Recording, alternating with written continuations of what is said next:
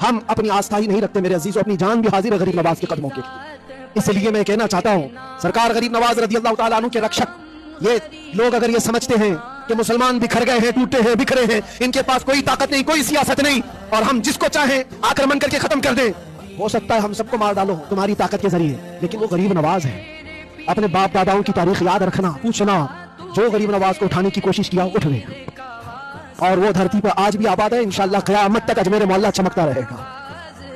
सरकार गरीब नवाज रज़ी अल्लाह तआला अन्हु के आस्थाने से जो फैज बढ़ता है, अपने और गैर सब वहां से फायदा उठाते हैं, सब लोगों को बराबर फायदा उठाया जाता है। इसीलिए मेरे अजीजों, ये आजमाइशों के दौर में मेरी सिर्फ एक ही गुजारिश है, अपना ईमान मजबूत करो, अपना ईमान मजबूत करो। जैसी भी मुसीबतें आए, ताकतें आए, तुम्हारा सजदे से सर दूर ना होने पाए, अल्लाह से गफलत होने ना पाए, तुम्हारे जिक्र अज़कार में कमी होने ना पाए, मस्जिदों से दूर भागने की कोशिश ना करो, वापस आ जाओ, अल्लाह की रहमत करीब है। कुरान में अल्लाह फरमाता है, अला इन्न नसरुल्लाहि करीब, आगाह हो जाओ, बेशक अल्लाह की मदद बहुत करीब है।